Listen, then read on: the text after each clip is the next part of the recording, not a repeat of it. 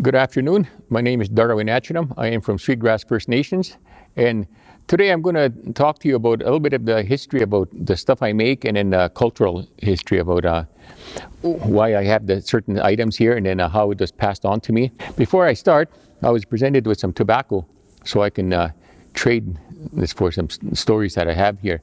Because in our culture, before we start anything, we always have tobacco to trade for things. Even if I go see the elders and ask them for advice or something like that, or ask them for anything like that, they'll put their hand out and they'll say, "You know better." And I say, "Oh no, I forgot my tobacco." So now, in all my vehicles, I always have a pouch of tobacco, and in my SUVs and in the cars, in case I find even a hawk on the side of the road that's been run over, I just don't go pick it up, because there's no balance from taking and taking. You always got to give back. So I always have the tobacco in there for trade on there. So even if nobody sees me out there, they don't have to see you. He sees you. So all my stuff that I do at home, I start everything off with a prayer. Every morning, it starts off with a prayer. Like, I always give thanks to the Creator for giving us another beautiful day, and then for thanking Him for yesterday, I had another beautiful day. So, and I don't thank just for myself, and I ask for other people, my family, my friends, the fellow people in hospitals and stuff like that, to be well, for whatever they're suffering from, for addictions or their sicknesses. Like, I ask for everybody to, for everything to go good. So that's one of the things that I have my tobacco for, and all the stuff that I start with at home, my artwork, I always start with tobacco before I pray for everything, to give thanks and to ask the Creator to help me to work through my hands to bring out the beauty of what's hiding in the things that I'm going to make. And years ago, when I started working with my hands out here, there was 15 us kids that lived at home, and plus we kept a bunch of adopted kids that are from broken homes. So we had all these kids out there, and then my dad had a small farm back then. He had a big farm when he retired, but you got to start somewhere. And when he started, it was a small farm, just a little tractor with an 8-foot cultivator in the back, and he ended up with about a 60-foot cultivator, and a bunch of granaries, and about 4 combines and stuff. Like, he farmed really big at the end of his career, but then he worked hard for it. And that was him that worked for it, and that's where we learned to do all our work ethics, was from him. And through the times that growing up, we had to all work in the garden to just to help out with the food, and that we had a big root cellar, so that root cellar we can store our food there for the winter. And also we'd have a fish basket that down by the Battle River, and we'd collect all these fish in that basket, and they would smoke the suckers. They used to like smoking the suckers, and then they would save them for the winter. And then that was one of my dad's favorite things, was fishing season out there. I remember fishing with him all the time growing up with him, and that was one of his favorite things. And when I traveled across Canada, I'd always bring him from the west coast. I'd bring him smoked salmon because he really liked that. And when I'd see somebody selling them back then, they could sell them, and they'd have big boxes full for sale. And I wouldn't buy 2 or 3; I would take the whole box full. And then they wouldn't have none left for sale, so I'd take the whole box full, bring it home for my dad, because that's how much he loves salmon. And to this day, when I see smoked salmon, I always think of him like that, because of how happy he'd be, just like Christmas morning for him when I'd bring that home. But when I was growing up, I was taught how to work with my hands and to do stuff to the best of my ability to create what we're making. And my late mom would work from home just to help out with the groceries and stuff. So of all the kids, I was the one chosen to work with my hands. And my Cree name is, by the way, is Weepapeo, which is dark man. With my family, I was the darkest kid in there, and I thought I was picked on because I was the darkest kid there, but it wasn't. She chose a career for me when I get older to work with my hands and to do artwork, and I am forever grateful that I was chosen from the kids. And one day we're beating, she's across the table, and I'm beating away. This is just a way of life. Every day we had to work, and there's a window on my right side, I remember that, and she was across the table. And I looked out the window, all the kids were playing outside. Oh, they looked like they had a lot of fun. "Mom, I want to go out there and play out there with them." And I'm beating a full beaded vest I'm making for a professor in Regina University. So I said, "Go ahead." I jumped up, I was ready to go play. And I was just happy, go ahead. She tapped the table. As soon as you're done your beadwork, you can go play. You'll have all the time in the world to go play. I said, like that kind of, at the time it felt like I was being punished, but it wasn't. I was being taught how to work with my stuff. And sometimes, if I didn't do the job correctly, she would take it all apart, and I would have to do it again, take it apart, do it again, till I had it right. So therefore, I got to be a perfectionist with my work. And she told me, well, how come you're taking it all apart and having to redo it? Well, you see this mistake and that mistake? I see it, you see it. Somebody buys it, they're going to see it too. So you have to do things to the best of your ability, and then people will keep coming back to you. So I was grateful for that. And the clothes you see here, the shirt with the buttons here, the blue jeans, all these kids were taught how to work with our hands and to sew. So we could get a sewing machine and cut out the patterns and do our own shirts, do the buttonholes, sew the buttons, everything. The kids in school, we'd have arguments with them because they didn't believe me that I sewed my own clothes and that. But it was just, we all did that. That's just the way of life. And I enjoyed it so much. And then, as I said, it was tough times back then. We didn't have no running water, no electricity. So we just had the cool oil lamp. And then I ended up getting colorblind because it was working in dim lights at night. Then in the daytime, it'd be even 4 hours of work you're beading at night. And then it looked so good to me. Next day, all the colors were off. So they'd have to take off all that 4 hours of beadwork, and I'd have to start all over again. And I'm still colorblind from that time out there. So my wife does the beading now, and she chooses my colors for me because I can't choose the right colors for my work out there. Because to me, it'll look really nice, but then the colors are off. So that affected me, from then on. And so all my work that I do now, I do the feather work, the leather work, the stone sculpting and stuff, and she does the beading. But I wouldn't have done all this stuff if it wasn't taught to me as a kid. And then when she mentioned to me about you'll have all the time in the world to go play outside later on, and said, look out there, them kids are all playing right now. You see them having fun and playing, but in the future, them ones that are outside playing, they're going to have to go to North Battlefords or Cutknife or Saskatoon. They're going to have to get up every morning, go out there and go to work and come back day after day. You don't have to. You'll be at home. You can do the work at home, and people will be calling you from all over to do work for them. And I just thought, yeah, right, what do you know? I didn't say this, but I just thought in my head, yeah, right, what do you know? You're no lady, you don't know this. That's what I thought. But here, all the stuff she told me was right. I am at home now, and I have people calling me from all over the world to make stuff for them. I've sold work to the president of South Korea. I sold work to the big companies in Hong Kong.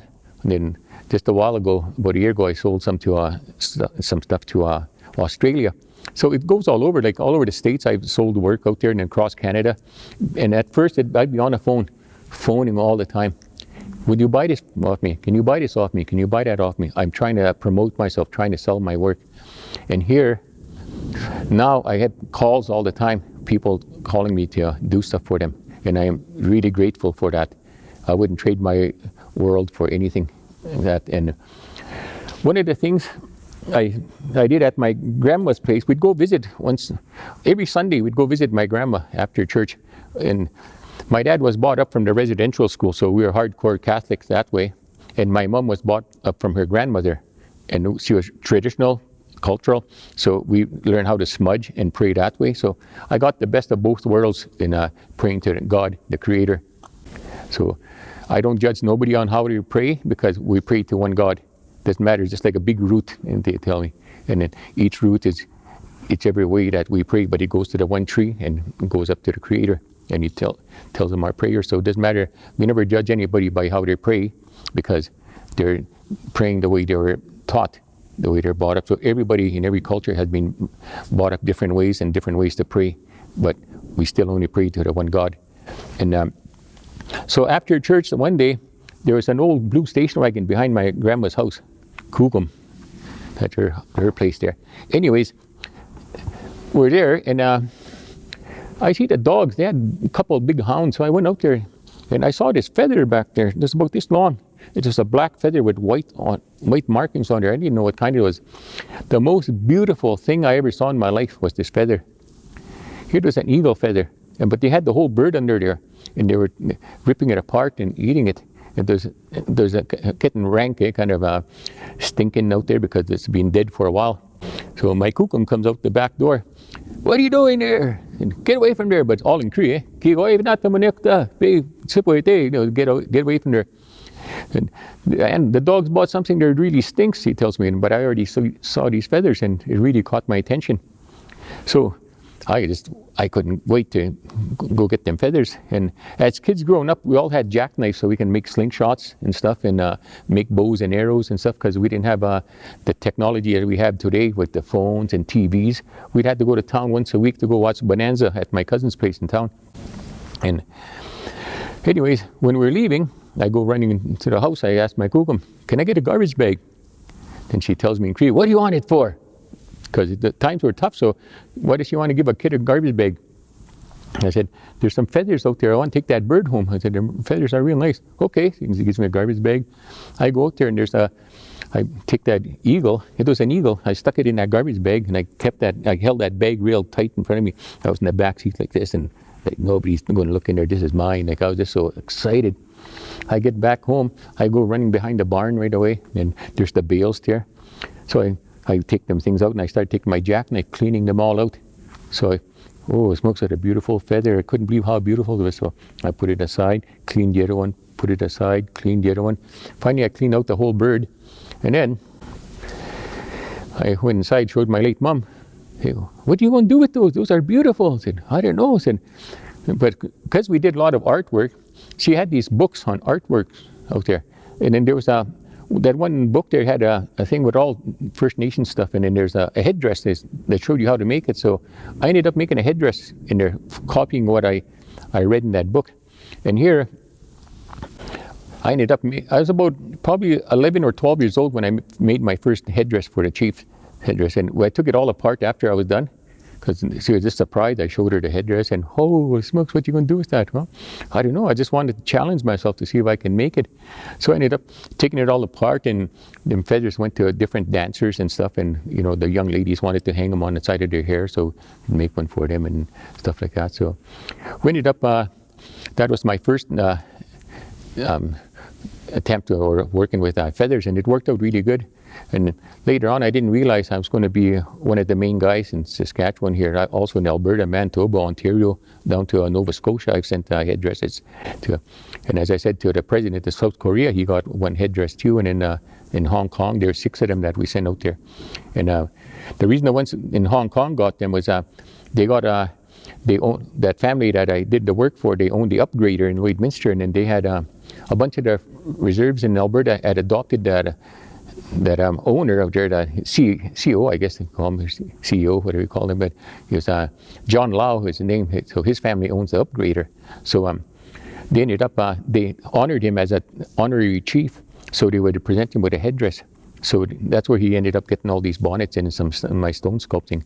So anyways, as the time went on, I just kept going and going, but those things, it didn't happen overnight. Like, I phoned all over to try and get work.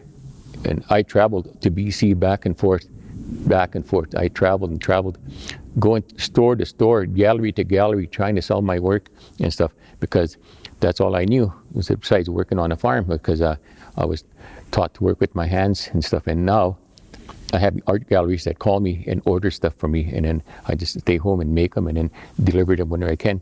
I got some work. I've had it for over 2 years. I never delivered it to the gallery in Alberta. It's all done. I just haven't had time to go out there. So whenever I have time, I'll head out there. And one of my creations is one of these, the rawhide cases. So these cases I use as a protective case to carry the chief's bonnets in. I make them all different sizes and different colors, and I go with the animals that represent the person's guardian angel. Like, we all have guardians out there, and we have different names in Cree. We can go up to 4 different names as you grow up. Like, my name when I was a kid was Wipapio, which is dark man, because I was the darkest kid in the family. And now it's buffalo dancer, Pasquamustusumu. And because I honor the buffalo, and when I dance, that's why I grow this here, because of the buffalo, because he has it, so I have it. Because somebody tries to hurt me, they try and hurt him. Like that. So I talk to him, I hear him, I hear his voice when I ask him for advice and stuff. And if I walk off my path, what I'm supposed to be doing, he corrects me. He tells me, you're not supposed to be doing this.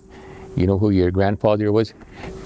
You know, follow what you're supposed to be doing. So I take his advice, because it's not often that you hear your guardians to come and tell you stuff like that. The only other places I hear him is in a sweat lodge like that. But because I try and help people, I'm pure that way. I was a wild guy when growing up, but you grow up and you learn what to do in life and what your purpose is for. And a lot of the kids you see nowadays, young men, not just kids, young men, adults, they're lost, they get into trouble and stuff. You know, they're all good people. They get in trouble because they don't know what they're here for. We all have a purpose in life, what we're supposed to be doing. If we follow our purpose, everything's good for us. We can follow that line and everything will be good all the way through to the end of our life. If we don't, we get into trouble, we get into mischief. People turn to alcohol and some different things to get into trouble, going out fighting, different things that, you know, they would not be doing if they followed and found what they're here for. So a lot of the young people I've noticed that they've lost their culture that way, and the reason why they're here. So if we find out why we're here, what we're supposed to be doing, things will be a lot better. So I worked with the school system for a while out there to try and help the kids, to try and get them a better path in life, to try and help them to do good things. So, you know, for the community and for themselves, so for their future, that they can do things. Yeah. And one of the things I do is, I'll be showing you a few of the things here, is what I make here. And then I asked, one lady told me, oh, things aren't working for you at one time here in my life.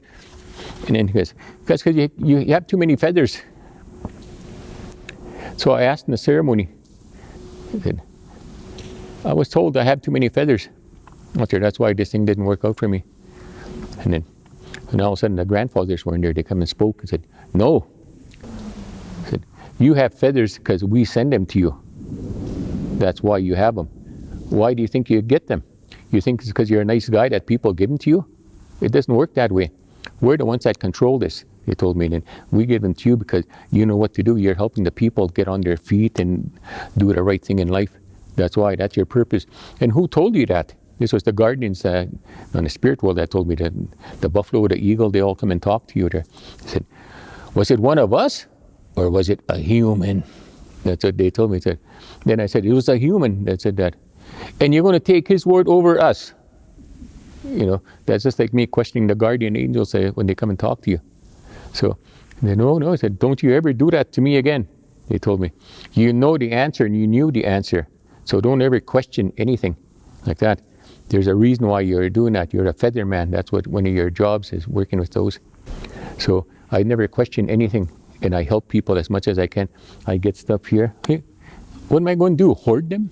I don't. Oh, here, there's somebody else that needs it. I pass it on to them. So everything happens for a reason.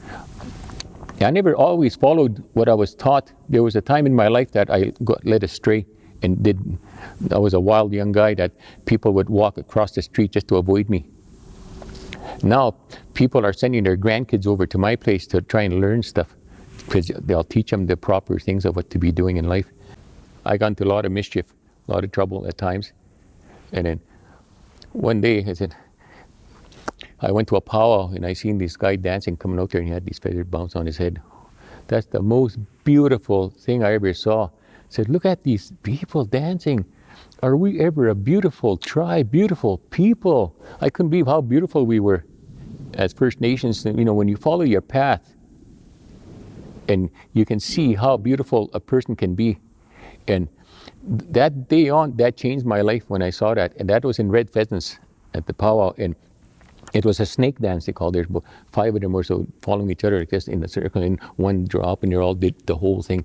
And it was the most incredible, beautiful thing I ever saw in my life. And I just went straight as an arrow. I followed that, and I quit all the stuff behind me and then followed my path and then my roots again. What I was taught was to work with my hands, you know, to do the powwow stuff and the beating. And then my son started dancing in a Thunderchild powwow. Was the first powwow he danced. He was 5 years old. And Now he travels all over the world because he's followed his path. When I saw him dancing, he's just dancing in one spot. The glitter in his eyes, just glowing, just so, boom, just the sparkles in there. You could just see that he found his calling was dancing, and he's still doing that today. And I'm so proud of him for following his roots that way. So, and I make him stuff for his outfit, like his last outfit here that he had. My wife beaded it for him. It took her 9 months, and I put the bustles and the buffalo hat, all the rest of it together, and away we went. But them feathers, what we're talking about, this is what I made when I was a kid there. This particular one is going to Flying Dust First Nations. And now, because there's a lot of chiefs out there, I make these for the chiefs, but they get their feathers from the cultural center now. They'll apply for them, and then if somebody finds the feathers anywhere in Saskatchewan, like an eagle somewhere, they'll turn them into the game wardens, and then the game wardens will give them to the cultural center, and then you apply for them. And I know all the contact people to, if somebody calls me, a chief calls me, said, oh, get hold of these people, I'll give them the number, and then the cultural center, they'll either come to my place to hand deliver the feathers, or I'll go pick them up. And this one here has a teepee here with buffalo tracks. I always try and incorporate buffalo in all my work. And these ones are gold eagle feathers here. And I adjust the back things here so you can adjust the size on each one. So one size fits all. This one here, as I said, it's going up to water hen reserve, and they'll probably pick it up later this week, out there, or next week on there. But this is the stuff I make at home, and what I do, everything I have at home now, my vehicles, my everything in the house, the furniture, everything I send out money to the grandkids and stuff that are struggling. All of it is from the work I do with my hands. So I'm just proud to say I use my two hands here.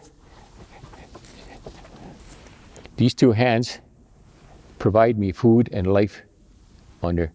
And I've done a lot of other work in the past to try and survive, and it's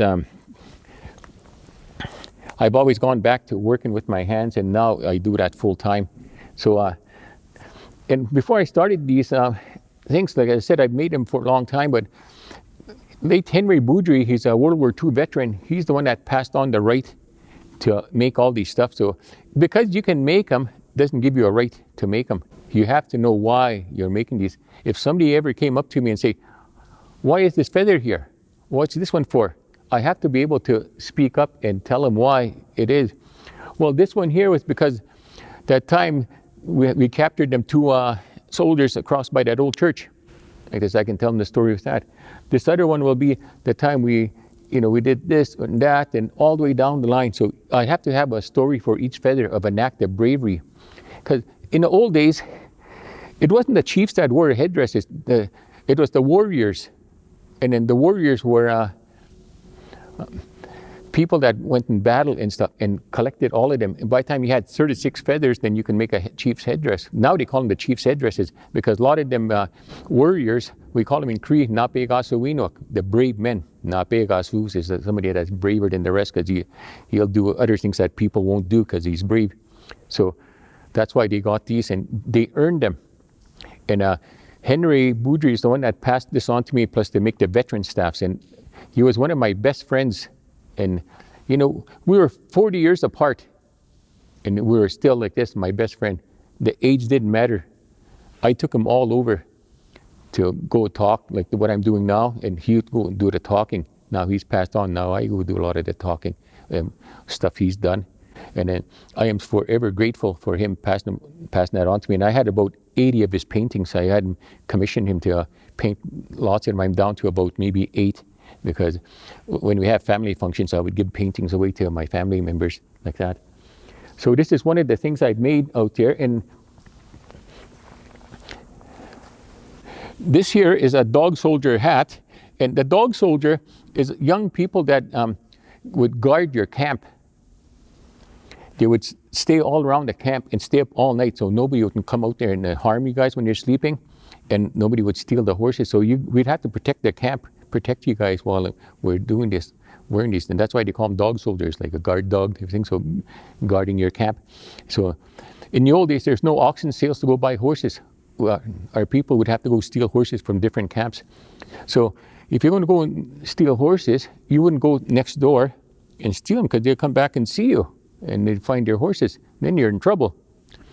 So you'd have to they would give them up to 5 pairs of moccasins. They would wear out the moccasins walking out to a different camp. They would walk sometimes, it's about 2 months out there, and they would take some jerky and some dry berries, and they would take them for lunch, and they would run at night, and in the daytime they would sleep in the little brushes inside a little bush, so the enemies wouldn't catch them out there. Because if you're going to go get horses, you got to get them far away from your camp so you can get them here. So this one here is a dog soldier hat.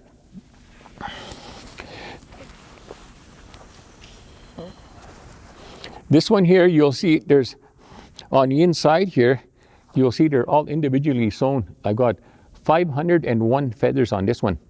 Some of them I have like 150, 200, 300. This one was for myself, so I ended up getting a little bit more feathers on there. And in the middle here, I have a guard feather. It's an eagle feather in the middle. So I hide this in the middle here then to get the help from the eagle inside here. So there's a reason that you add stuff on here, like the weasels you put on here. They're not just for show. The weasels are to give you the strength of the weasel. A weasel is a small animal, but it will take on an animal that's 10 times its size. So when you're out there with the strength of the weasel, boom, you got more power to be victorious on here. The beading, this beadwork here, my daughter-in-law made this particular beadwork for me. Everything's got a reason on it there. So the white will represent pureness, the pureness of heart. You're always taking care of people. Red, that is for life. Yellow, for the sun, giving us life too. The black you see in here is for power. And it also has, all the colors also represent the 4 directions. It also represents the 4 races of man. So all every race is included in the colors here. And the stars you'll see on here will be for the spirit world, for the grandfathers to listen to you when you're doing your prayer.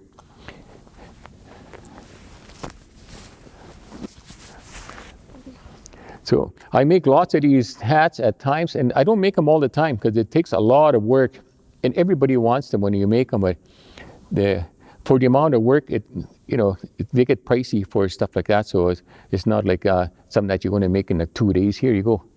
Like, you're going to take your time. This one took me one winter to take my time. I did 280 feathers wrapped up. My hands were like this, cramped up for about a week. I couldn't straighten them out. So after they straighten them out, I would do about 100 feathers and put it aside. So, and what I like, when this thing, where the wind blows, this thing just lifts up and everything. And the other style I make is like a porcupine style. They all stand up like this and they don't move much, just a little bit. And they all stand up in a row. So there's different styles that I make on these. But as growing up, this was the beadwork that you see. This was what my main things to do in making moccasins and stuff like that. So, and as I got older, I started, expanding to different things of art. But all the colors here, I was taught from one of my elders, late Darwin, how to honor the colors. Our print that we hang up for our prayers for certain things. If I get eagle feathers, I'll put light blue up for the eagle because he flies up in the sky like that. So I'll go hang it up in the bush for him and say, thank you, Brother Eagle, for passing your feathers to me so I can help these people dance. And the power of prayer is so strong and powerful. You follow your path so wickedly like that. If I can go pray for stuff like that, it's so quick that sometimes I can get them the same day or the next day that feathers come to you, because your request is, listened to. Because from here, I'm doing things good for the people.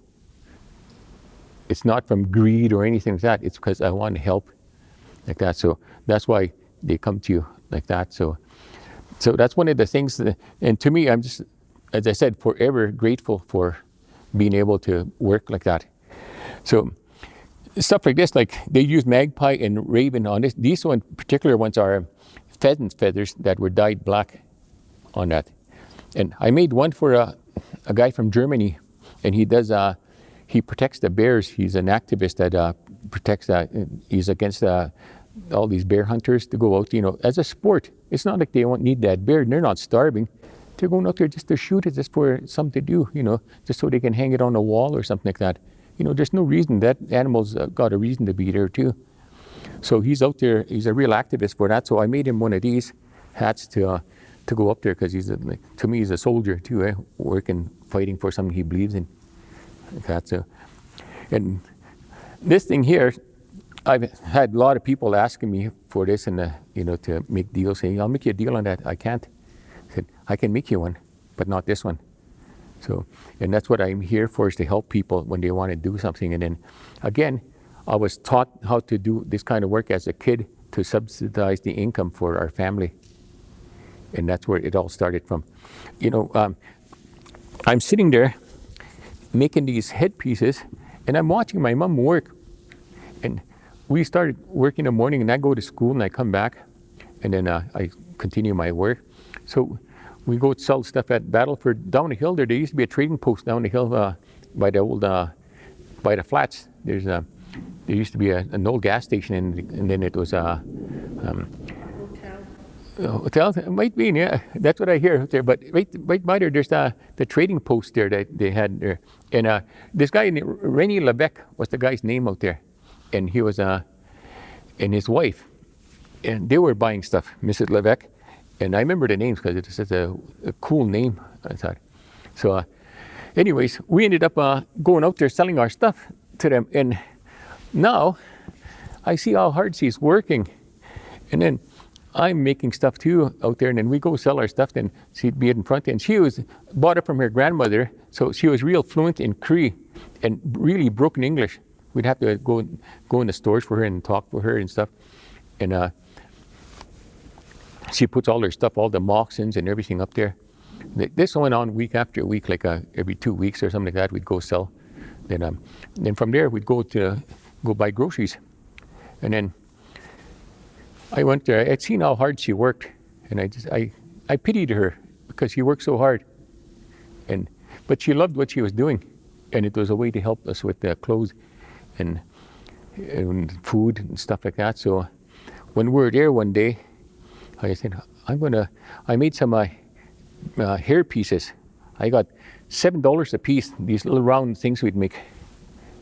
And I put a couple little feathers hanging there. So I got $7 a piece for this. So I took 10 there at the time. I got $70. Oh, $70? As a kid, you're a rich man at $70.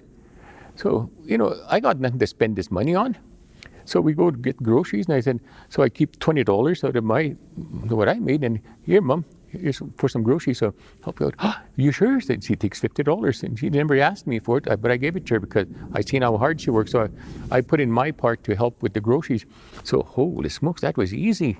So we get home, so I asked my brothers and sisters and all the siblings we had adopted, all these foster kids, so I got to make me a bunch of rosettes. I need 100 of them altogether, and I pushed them.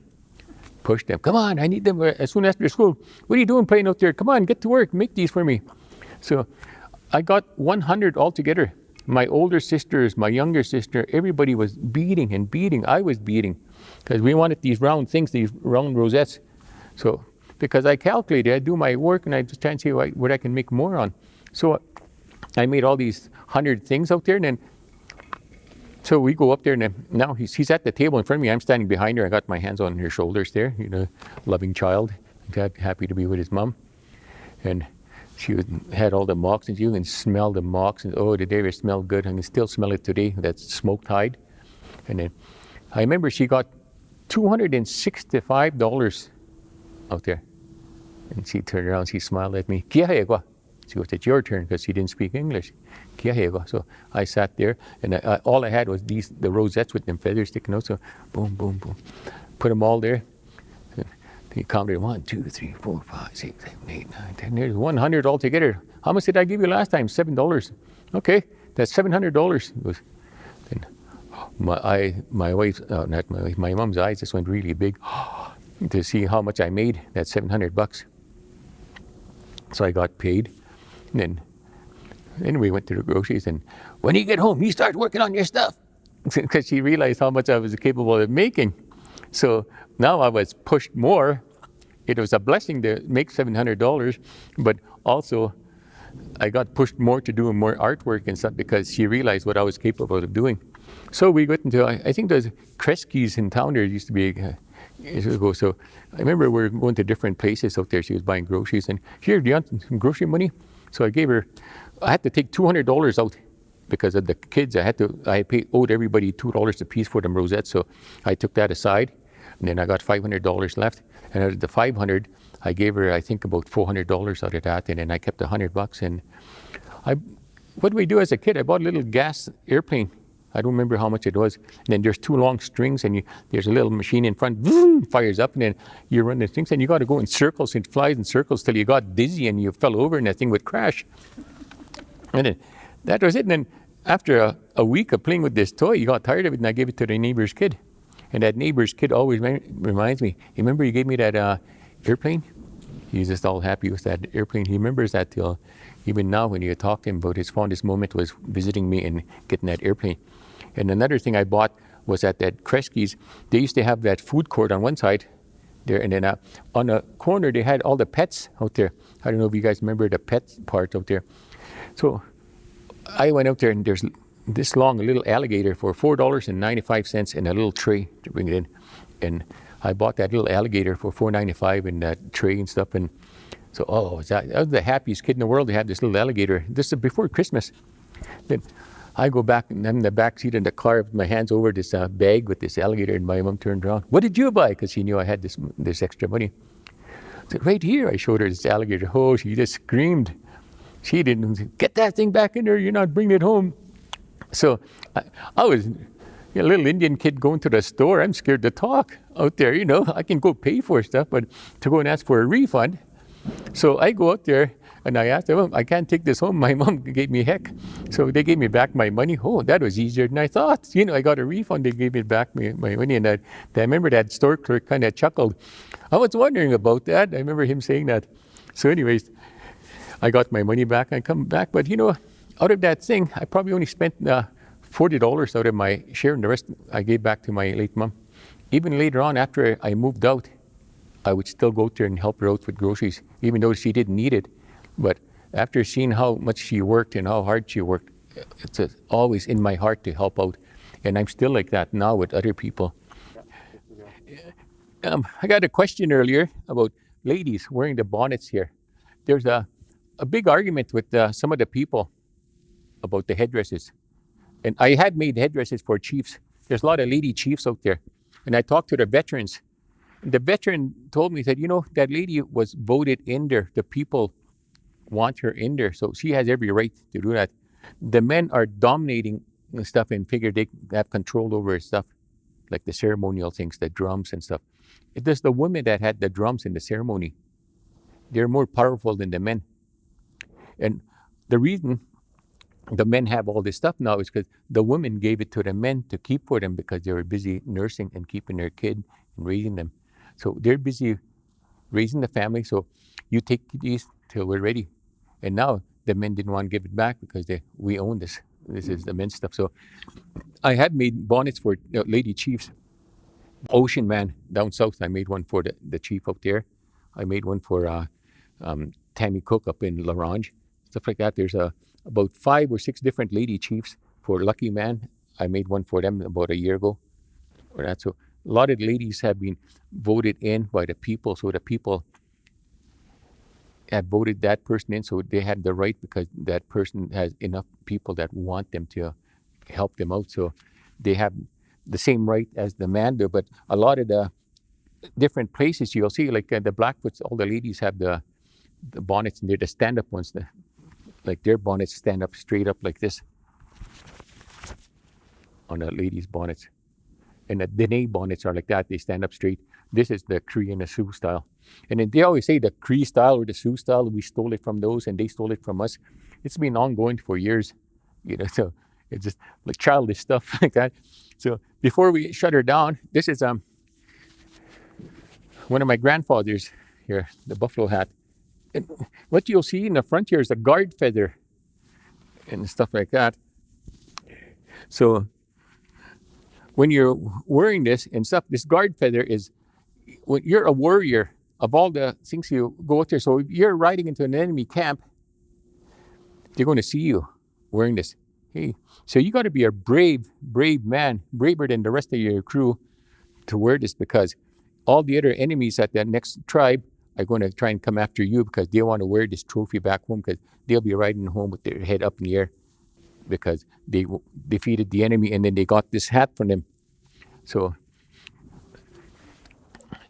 this one here is the guard feather. And the reason I call it the guard feather is you protect this with your life. If they get close enough to break this feather, they're close enough to kill you.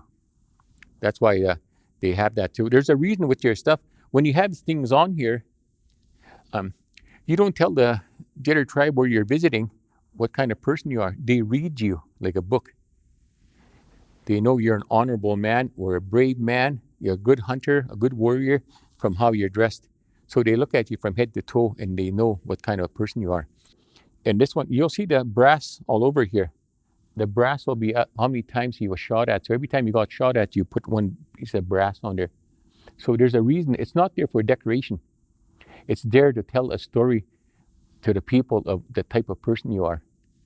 And again, the weasels, I talked to you about that before to help you, because that's I had people, oh, that's royalty. It wasn't for royalty. It was because it would help you out when you're out in battle and stuff. And this one here, as I said earlier, it'll take on an animal 10 times its size. And up here, oh, I got it on the other hat. The other hat I had, what do you call it? Flicker feathers. The flickers too are used in six. I didn't bring all my stuff along because I had too much stuff to haul around. So I just bought a few things to take along. But all these things represent a story. Like even these feathers that are trimmed down, there's a story for that. These are all the people you've defeated on there. And the way they're trimmed down is the way you defeated the person out there. If you cut them in different ways, it tells you how you've defeated them. You peel them down this way. It's another way of defeating the other warriors. So everything that you have on here, again, is a sign of what you've done when you're in battle in there. So all the stuff you'd make is not just for show. It's always a story to all the stuff you've done in your life on there. So, but I think we're running out of time today, and I'm happy to be here to talk to you guys, and I hope you enjoyed what I had to share. I got so much more to share, but with the amount of time we have, this is what I can do today. And then maybe next time I'll share some other stories. And thank you again for inviting me out here, and have a great day.